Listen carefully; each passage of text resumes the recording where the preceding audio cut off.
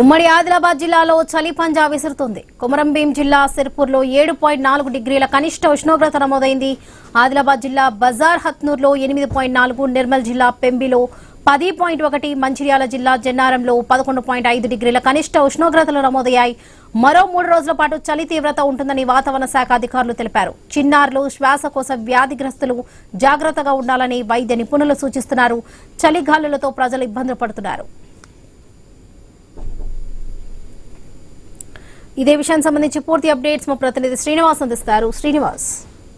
వరలక్ష్మి, ఉమ్మడి ఆదిలాబాద్ జిల్లా ప్రజలైతే చలి అయితే గజగజ వణికిస్తుంది. ఉమ్మడి ఆదిలాబాద్ జిల్లాకి ఇప్పటికే వాతావరణ శాఖనైతే ఆరెంజ్ అలర్ట్ అయితే జారీ చేసిన పరిస్థితులు అయితే ఉన్నాయి.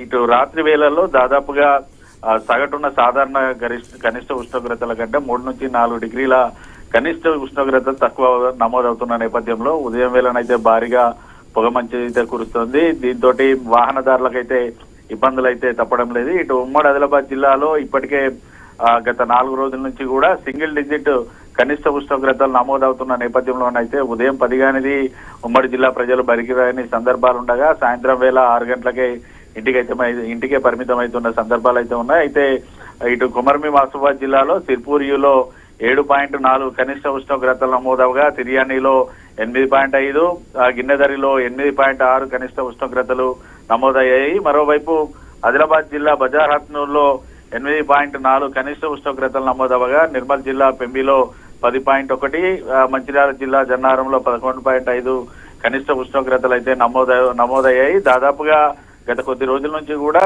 పూర్తి డిజిట్ లో కనిష్ట ఉష్ణోగ్రతలు నమోదవుతుండడంతో అయితే ఉమ్మడి ఆదిలాబాద్ జిల్లా వ్యాప్తంగా ఉన్న ఏజెన్సీ గ్రామాల ప్రజలైతే ఇబ్బందులు పడుతున్న పరిస్థితులు ఉన్నాయి.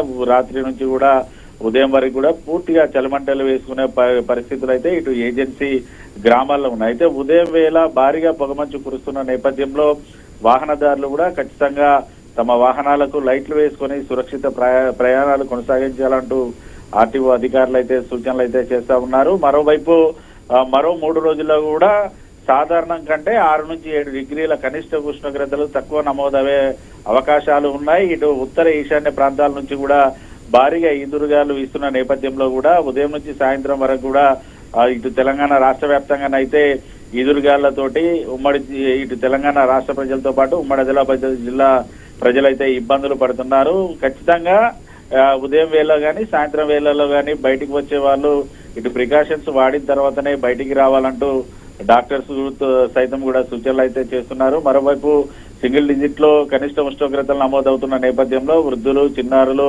శ్వాసకోశ సంబంధిత వ్యాధిగ్రస్తులు పూర్తిగా ఇటు మంకీ క్యాప్స్ తో పాటు స్వెటర్స్, మఫ్లర్స్ వాడాలి. అత్యవసరం అయితే తప్ప బయటికి రావద్దంటూ ఇటు వాతావరణ శాఖ కూడా హెచ్చరికలు అయితే జారీ చేస్తుంది.